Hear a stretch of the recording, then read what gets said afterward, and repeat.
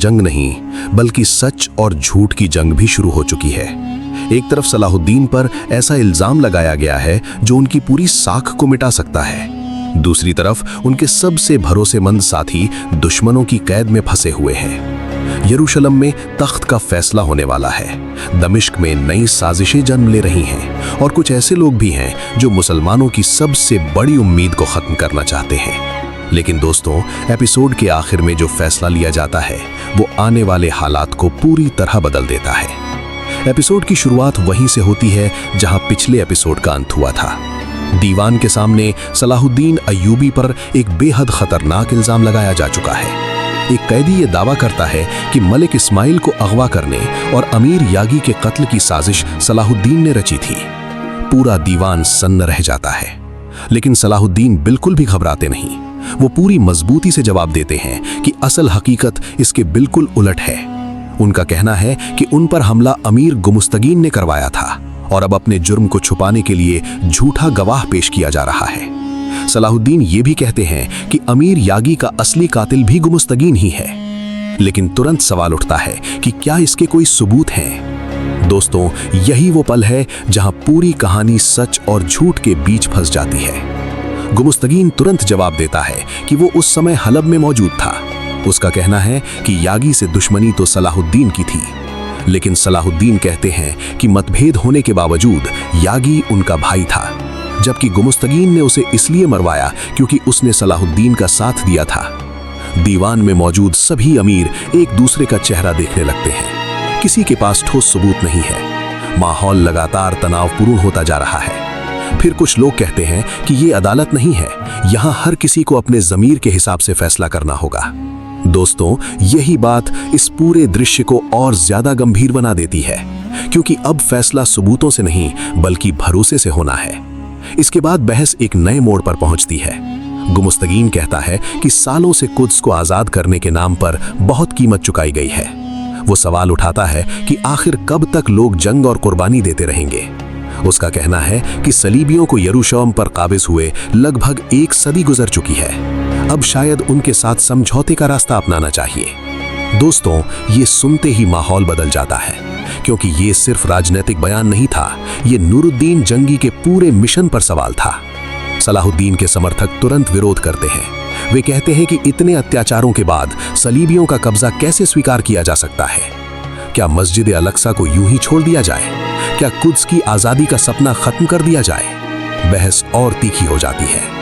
अगर आप भी मानते हैं कि कुद्स की आजादी मुसलमानों का हक है, तो कमेंट में अल्लाहु अकबर जरूर लिखें। इसके बाद सलाहुद्दीन अपने पुराने मिशनों का जिक्र करते हैं। वे बताते हैं कि किस तरह उन्होंने कुर्तुबा के अमीरों से मुलाकात की, कैसे सलीबियों की आर्थिक शक्ति को कमजोर करने की कोशिश की गई, कैसे एक बड़े खजाने की खबर मिली और फिर कैसे वो खबर एक साजिश निकली। सलाहुद्दीन बताते हैं कि उसी साजिश के कारण उन्हें कैद कर लिया गया था। फिर वे याद करते हैं कि गोकबुरु उस दौरान अजीब व्यवहार कर रहा था। वे बार बार सिर्फ एक ही बात कहता था कि मोहब्बत की ज्यादती गद्दारी लाती है। दोस्तों, ये संवाद आगे आने वाले रहस्यों की तरफ इशारा करता है, लेकिन अभी उस रहस्य का पर्दा नहीं उठाया गया। उधर बोरू और काराकुश की कहानी आगे बढ़ती है। काराकुश बताता है कि उसने कैसे सुरागों का पीछा करते हुए बोरू तक पहुंचने की कोशिश की, लेकिन आखिर में खुद भी दुश्मनों के हाथ लग गया। फिर भी वो अपने भाई को भरोसा दिलाता है कि उनकी कैद ज्यादा लंबी नहीं चलेगी। लेकिन दोस्तों, असली खतरा अभी बाकी था। दीवान में बहस फिर शुरू होती है। गुमुस्तगीन कहता है कि जंगी सल्तनत का खजाना खाली हो रहा है, आवाम गरीबी में जी रही है और लगातार जंगों ने लोगों को कमजोर कर दिया है।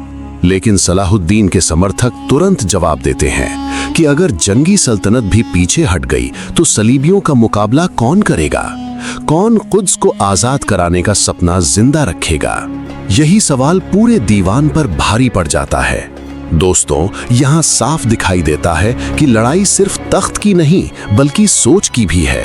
एक तरफ जिहाद और आजादी का रास्ता है, दूसरी तरफ समझौते और सुलह का, और दोनों रास्ते पूरी तरह अलग हैं। इसके बाद कारा तेगीन सामने आता है। वो सलाहुद्दीन से सीधा सवाल करता है। उसका कहना है कि वो किसी पर आंख बंद करके भरोसा नहीं करता, उसे सिर्फ सच चाहिए। वो पूछता है कि आखिर दमिश्क के रास्ते में क्या हुआ था, सलाहुद्दीन जवाब देने की कोशिश करते हैं, लेकिन बहस इतनी बढ़ जाती है कि तलवारें निकलने की नौबत आ जाती है। काराकुश गुस्से में भड़क उठता है। दोनों पक्ष आमने सामने आ जाते हैं। अगर कुछ और पल गुजर जाते तो शायद दीवान के अंदर ही खून बह जाता, लेकिन तभी बैठक खत्म कर दी जाती है। दोस्तों, ये साफ हो जाता है कि अब मुस्लिम अमीरों के बीच दरारें बहुत गहरी हो चुकी हैं। उधर सायरा अपने इंतकाम की आग में जल रही है। वो बोरू को वही दर्द महसूस कराना चाहती है जो उसने अपने पिता की मौत के बाद महसूस किया था। वो एक मासूम को मारने की कोशिश करती है ताकि बोरू टूट जाए, लेकिन बोरू उसे रोकने की कोशिश करता है। वो कहता है कि उसके पिता जालिम थे, उन्होंने निर्दोष लोगों का खून बहाया, लेकिन सायरा अभी भी पूरी तरह नफरत में डूबी हुई है। फिर भी बोरू उसे समझाता है कि वो अपने पिता जैसी नहीं है, उसके अंदर अभी भी अच्छाई बाकी है। दोस्तों, ये दृश्य सिर्फ दुश्मनी का नहीं बल्कि इंसानियत का भी था।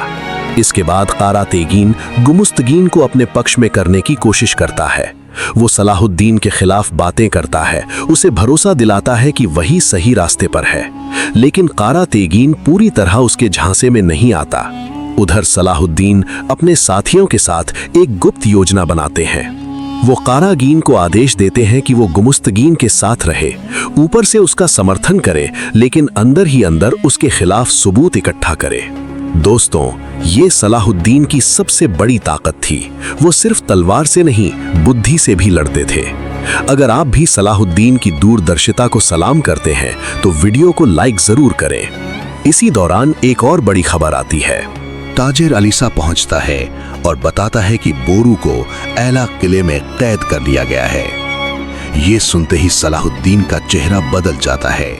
बोरू सिर्फ उनका साथी नहीं बल्कि उनका भाई है। सलाहुद्दीन तुरंत फैसला करते हैं कि वो खुद एला जाएंगे। वे कहते हैं कि रायशुमारी से पहले बोरू और काराकुश को वापस लाना जरूरी है। खलील को तैयारियों का आदेश दिया जाता है। दोस्तों, अब कहानी एक नई मुहिम की तरफ बढ़ने लगती है। उधर यरूशलेम में भी बड़ा खेल चल रहा है। मारिया और उसके समर्थक बॉल्डविन को समझाने की कोशिश कर रहे हैं कि वो तख्त छोड़ दे। उनका कहना है कि उसकी बीमारी और कम उम्र उसे इस जिम्मेदारी के लिए कमजोर बनाती है। फिर धीरे धीरे वे उसे इस बात के लिए तैयार करते हैं कि तख्त किसी और को सौंप दिया जाए। दूसरी तरफ बेलियन और सिबिला भी यरूशलेम के भविष्य को लेकर चिंतित हैं। हर कोई अपने हिसाब से सही फैसला लेना चाहता है, लेकिन दोस्तों, किसी को अंदाजा नहीं कि बॉल्डविन क्या सोच रहा है। उधर गुमुस्तगीन एक और चाल चलता है। वो कुछ लोगों को भरोसा दिलाता है कि उसके पास ऐसा पत्ता है जो पूरी रायशुमारी का नतीजा बदल सकता है। वे कहता है कि जब सलाहुद्दीन अपने भाई को बचाने में व्यस्त होंगे तब वो अपना असली दांव खेलेगा। दोस्तों, ये बात सुनकर साफ हो जाता है कि उसकी साजिश अभी खत्म नहीं हुई बल्कि अब असली खेल शुरू होने वाला है। उधर शम्सा के पास एक नई खादिमा भेजी जाती है। उसे बताया जाता है कि अब उसकी जिम्मेदारियां बढ़ेंगी, खास तौर पर भविष्य में जब उसके बच्चे होंगे। ये दृश्य बाकी राजनीतिक तनाव के बीच थोड़ी राहत लेकर आता है, लेकिन ज्यादा देर नहीं, क्योंकि अगले ही पल कहानी फिर एला किले की तरफ मुड़ जाती है। सलाहुद्दीन एला में दाखिल होने की योजना बनाते हैं। वे फैसला करते हैं कि मिस्र के सुल्तान की हैसियत से आधिकारिक दौरा करेंगे, लेकिन तभी शटलयान वहां पहुंच जाता है। वो दावा करता है कि वो किले के गुप्त रास्ते जानता है। हालांकि कोई उस पर भरोसा नहीं करता, लेकिन वे कहता है कि जब परिवार खतरे में हो तो दुश्मनी भी पीछे छूट जाती है। दोस्तों, ये दृश्य बहुत दिलचस्प था, क्योंकि शटलयान की नीयत पर कोई भरोसा नहीं कर सकता। उधर बॉल्डविन सभी को बुलाता है और फिर वे फैसला सुनाता है जिसकी किसी ने उम्मीद नहीं की थी। वे कहता है कि वो यरूशलेम का तख्त छोड़ रहा है। उसके अनुसार वो अभी बहुत छोटा और बीमार भी है, इसलिए वे अपना अधिकार अपनी बहन सिबिला को सौंपता है। पूरा दरबार हैरान रह जाता है। दोस्तों, यही वो फैसला था जिसने यरूशलेम की राजनीति को पूरी तरह बदल दिया। एपिसोड के अंतिम हिस्से में काराकुश एक बड़ा राज खोलता है। वे बताता है कि उसने सालों की कैद के दौरान पूरे किले का नक्शा अपने दिमाग में बसा लिया है, यहाँ तक कि उसने गुप्त रास्तों का भी अंदाजा लगा लिया है। अब उसके पास भागने की एक योजना है। बोरू ये सुनकर उत्साहित हो जाता है। दोनों तय करते हैं कि सही समय आने पर वे किले से निकलने की कोशिश करेंगे। लेकिन दोस्तों, क्या ये योजना सफल होगी? क्या सलाहुद्दीन समय पर ऐला पहुंच पाएंगे? क्या गुमुस्तगीन की नई साजिश कामयाब होगी? क्या बॉल्डविन का फैसला यरूशलेम को बचाएगा या और मुश्किलों में डाल देगा? और सबसे बड़ा सवाल, क्या सलाहुद्दीन अपने ऊपर लगे इल्जामों से खुद को बेगुनाह साबित कर पाएंगे? इन सभी सवालों के जवाब अगले एपिसोड में मिलेंगे इंशाअल्लाह। अगर वीडियो पसंद आई हो तो लाइक करें, चैनल को सब्सक्राइब करें, बेल आइकन जरूर दबाएं और कमेंट में अल्लाहु अकबर जरूर लिखें। अस्सलामु अलैकुम वरहमतुल्लाहि वबरकातुहू। दोस्तों, आज का एपिसोड सलाहुद्दीन अय्यूबी की जिंदगी का एक ऐसा मोड़ लेकर आता है जहां सिर्फ तलवारों की जंग नहीं बल्कि सच और झूठ की जंग भी शुरू हो चुकी है। एक तरफ सलाहुद्दीन पर ऐसा इल्जाम लगाया गया है जो उनकी पूरी साख को मिटा सकता है। दूसरी तरफ उनके सबसे भरोसेमंद साथी दुश्मनों की कैद में फंसे हुए हैं। यरूशलेम में तख्त का फैसला होने वाला है। दमिश्क में नई साजिशें जन्म ले रही हैं और कुछ ऐसे लोग भी हैं जो मुसलमानों की सबसे बड़ी उम्मीद को खत्म करना चाहते हैं। लेकिन दोस्तों, एपिसोड के आखिर में जो फैसला लिया जाता है वो आने वाले हालात को पूरी तरह बदल देता है। एपिसोड की शुरुआत वहीं से होती है जहां पिछले एपिसोड का अंत हुआ था। दीवान के सामने सलाहुद्दीन अय्यूबी पर एक बेहद खतरनाक इल्जाम लगाया जा चुका है। एक कैदी ये दावा करता है कि मलिक इस्माइल को अगवा करने और अमीर यागी के कत्ल की साजिश सलाहुद्दीन ने रची थी। पूरा दीवान सन्न रह जाता है, लेकिन सलाहुद्दीन बिल्कुल भी घबराते नहीं। वो पूरी मजबूती से जवाब देते हैं कि असल हकीकत इसके बिल्कुल उलट है। उनका कहना है कि उन पर हमला अमीर गुमुस्तगीन ने करवाया था और अब अपने जुर्म को छुपाने के लिए झूठा गवाह पेश किया जा रहा है। सलाहुद्दीन ये भी कहते हैं कि अमीर यागी का असली कातिल भी गुमुस्तगीन ही है। लेकिन तुरंत सवाल उठता है कि क्या इसके कोई सबूत हैं? दोस्तों, यही वो पल है जहां पूरी कहानी सच और झूठ के बीच फंस जाती है। गुमुस्तगीन तुरंत जवाब देता है कि वो उस समय हलब में मौजूद था। उसका कहना है कि यागी से दुश्मनी तो सलाहुद्दीन की थी, लेकिन सलाहुद्दीन कहते हैं कि मतभेद होने के बावजूद यागी उनका भाई था, जबकि गुमुस्तगीन ने उसे इसलिए मरवाया क्योंकि उसने सलाहुद्दीन का साथ दिया था। दीवान में मौजूद सभी अमीर एक दूसरे का चेहरा देखने लगते हैं। किसी के पास ठोस सबूत नहीं है। माहौल लगातार तनावपूर्ण होता जा रहा है। फिर कुछ लोग कहते हैं कि ये अदालत नहीं है, यहाँ हर किसी को अपने ज़मीर के हिसाब से फैसला करना होगा। दोस्तों, यही बात इस पूरे दृश्य को और ज्यादा गंभीर बना देती है, क्योंकि अब फैसला सबूतों से नहीं बल्कि भरोसे से होना है। इसके बाद बहस एक नए मोड़ पर पहुंचती है। गुमुस्तगीन कहता है कि सालों से कुद्स को आजाद करने के नाम पर बहुत कीमत चुकाई गई है। वो सवाल उठाता है कि आखिर कब तक लोग जंग और कुर्बानी देते रहेंगे। उसका कहना है कि सलीबियों को यरूशलेम पर काबिज हुए लगभग 1 सदी गुजर चुकी है। अब शायद उनके साथ समझौते का रास्ता अपनाना चाहिए। दोस्तों, ये सुनते ही माहौल बदल जाता है, क्योंकि ये सिर्फ राजनीतिक बयान नहीं था, ये नूरुद्दीन जंगी के पूरे मिशन पर सवाल था। सलाहुद्दीन के समर्थक तुरंत विरोध करते हैं। वे कहते हैं कि इतने अत्याचारों के बाद सलीबियों का कब्जा कैसे स्वीकार किया जा सकता है? क्या मस्जिद अल-अक्सा को यूं ही छोड़ दिया जाए? क्या कुद्स की आजादी का सपना खत्म कर दिया जाए? बहस और तीखी हो जाती है। अगर आप भी मानते हैं कि कुद्स की आजादी मुसलमानों का हक है तो कमेंट में अल्लाहु अकबर जरूर लिखें। इसके बाद सलाहुद्दीन अपने पुराने मिशनों का जिक्र करते हैं। वे बताते हैं कि किस तरह उन्होंने कुर्तुबा के अमीरों से मुलाकात की, कैसे सलीबियों की आर्थिक शक्ति को कमजोर करने की कोशिश की गई, कैसे एक बड़े खजाने की खबर मिली और फिर कैसे वो खबर एक साजिश निकली। सलाहुद्दीन बताते हैं कि उसी साजिश के कारण उन्हें कैद कर लिया गया था। फिर वे याद करते हैं कि गोकबुरु उस दौरान अजीब व्यवहार कर रहा था। वे बार बार सिर्फ एक ही बात कहता था कि मोहब्बत की ज्यादती गद्दारी लाती है। दोस्तों, ये संवाद आगे आने वाले रहस्यों की तरफ इशारा करता है, लेकिन अभी उस रहस्य का पर्दा नहीं उठाया गया। उधर बोरू और काराकुश की कहानी आगे बढ़ती है। काराकुश बताता है कि उसने कैसे सुरागों का पीछा करते हुए बोरू तक पहुंचने की कोशिश की, लेकिन आखिर में खुद भी दुश्मनों के हाथ लग गया। फिर भी वो अपने भाई को भरोसा दिलाता है कि उनकी कैद ज्यादा लंबी नहीं चलेगी। लेकिन दोस्तों, असली खतरा अभी बाकी था। दीवान में बहस फिर शुरू होती है। गुमुस्तगीन कहता है कि जंगी सल्तनत का खजाना खाली हो रहा है, आवाम गरीबी में जी रही है और लगातार जंगों ने लोगों को कमजोर कर दिया है। लेकिन सलाहुद्दीन के समर्थक तुरंत जवाब देते हैं कि अगर जंगी सल्तनत भी पीछे हट गई तो सलीबियों का मुकाबला कौन करेगा?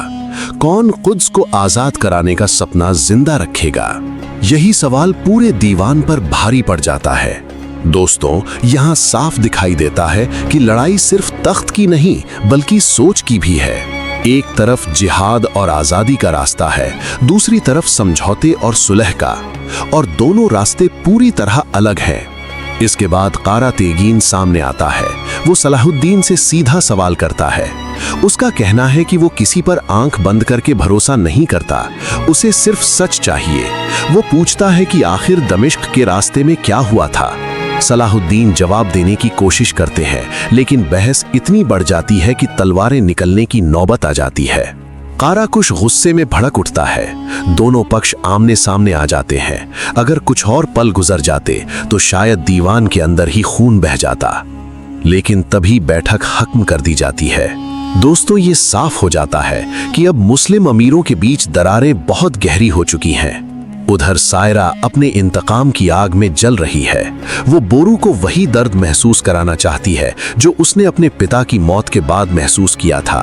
वो एक मासूम को मारने की कोशिश करती है ताकि बोरू टूट जाए, लेकिन बोरू उसे रोकने की कोशिश करता है। वो कहता है कि उसके पिता जालिम थे, उन्होंने निर्दोष लोगों का खून बहाया, लेकिन सायरा अभी भी पूरी तरह नफरत में डूबी हुई है। फिर भी बोरू उसे समझाता है कि वो अपने पिता जैसी नहीं है, उसके अंदर अभी भी अच्छाई बाकी है। दोस्तों, ये दृश्य सिर्फ दुश्मनी का नहीं बल्कि इंसानियत का भी था। इसके बाद कारा तेगीन गुमुस्तगीन को अपने पक्ष में करने की कोशिश करता है। वो सलाहुद्दीन के खिलाफ बातें करता है, उसे भरोसा दिलाता है कि वही सही रास्ते पर है, लेकिन कारा तेगीन पूरी तरह उसके झांसे में नहीं आता। उधर सलाहुद्दीन अपने साथियों के साथ एक गुप्त योजना बनाते हैं। वो कारागीन को आदेश देते हैं कि वो गुमुस्तगीन के साथ रहे, ऊपर से उसका समर्थन करे, लेकिन अंदर ही अंदर उसके खिलाफ सबूत इकट्ठा करे। दोस्तों, ये सलाहुद्दीन की सबसे बड़ी ताकत थी। वो सिर्फ तलवार से नहीं, बुद्धि से भी लड़ते थे। अगर आप भी सलाहुद्दीन की दूरदर्शिता को सलाम करते हैं तो वीडियो को लाइक जरूर करें। इसी दौरान एक और बड़ी खबर आती है। ताजिर अलीसा पहुंचता है और बताता है कि बोरू को एला किले में कैद कर लिया गया है। ये सुनते ही सलाहुद्दीन का चेहरा बदल जाता है। बोरू सिर्फ उनका साथी नहीं बल्कि उनका भाई है। सलाहुद्दीन तुरंत फैसला करते हैं कि वो खुद एला जाएंगे। वे कहते हैं कि रायशुमारी से पहले बोरू और काराकुश को वापस लाना जरूरी है। खलील को तैयारियों का आदेश दिया जाता है। दोस्तों, अब कहानी एक नई मुहिम की तरफ बढ़ने लगती है। उधर यरूशलेम में भी बड़ा खेल चल रहा है। मारिया और उसके समर्थक बॉल्डविन को समझाने की कोशिश कर रहे हैं कि वो तख्त छोड़ दे। उनका कहना है कि उसकी बीमारी और कम उम्र उसे इस जिम्मेदारी के लिए कमजोर बनाती है। फिर धीरे धीरे वे उसे इस बात के लिए तैयार करते हैं कि तख्त किसी और को सौंप दिया जाए।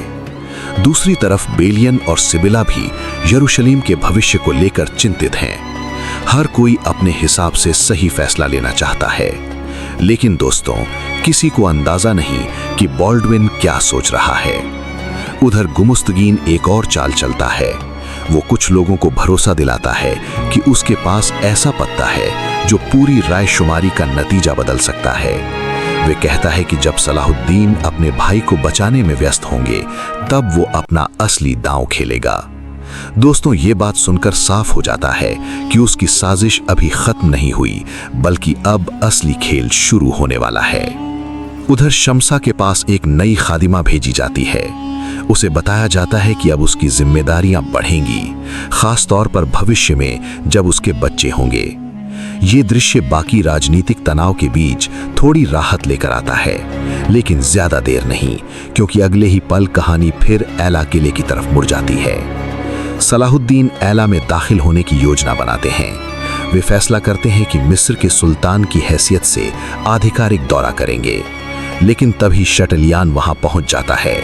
वो दावा करता है कि वो किले के गुप्त रास्ते जानता है, हालांकि कोई उस पर भरोसा नहीं करता, लेकिन वे कहता है कि जब परिवार खतरे में हो तो दुश्मनी भी पीछे छूट जाती है। दोस्तों, ये दृश्य बहुत दिलचस्प था क्योंकि शटलयान की नीयत पर कोई भरोसा नहीं कर सकता। उधर बॉल्डविन सभी को बुलाता है और फिर वे फैसला सुनाता है जिसकी किसी ने उम्मीद नहीं की थी। वे कहता है कि वो यरूशलेम का तख्त छोड़ रहा है। उसके अनुसार वो अभी बहुत छोटा और बीमार भी है, इसलिए वे अपना अधिकार अपनी बहन सिबिला को सौंपता है। पूरा दरबार हैरान रह जाता है। दोस्तों, यही वो फैसला था जिसने यरूशलेम की राजनीति को पूरी तरह बदल दिया। एपिसोड के अंतिम हिस्से में काराकुश एक बड़ा राज खोलता है। वे बताता है कि उसने सालों की कैद के दौरान पूरे किले का नक्शा अपने दिमाग में बसा लिया है, यहाँ तक कि उसने गुप्त रास्तों का भी अंदाजा लगा लिया है। अब उसके पास भागने की एक योजना है। बोरू ये सुनकर उत्साहित हो जाता है। दोनों तय करते हैं कि सही समय आने पर वे किले से निकलने की कोशिश करेंगे। लेकिन दोस्तों, क्या ये योजना सफल होगी? क्या सलाहुद्दीन समय पर एला पहुंच पाएंगे? क्या गुमुस्तगीन की नई साजिश कामयाब होगी? क्या बॉल्डविन का फैसला यरूशलेम को बचाएगा या और मुश्किलों में डाल देगा? और सबसे बड़ा सवाल, क्या सलाहुद्दीन अपने ऊपर लगे इल्जामों से खुद को बेगुनाह साबित कर पाएंगे? इन सभी सवालों के जवाब अगले एपिसोड में मिलेंगे इंशाअल्लाह। अगर वीडियो पसंद आई हो तो लाइक करें, चैनल को सब्सक्राइब करें, बेल आइकन जरूर दबाएं और कमेंट में अल्लाहू अकबर जरूर लिखें।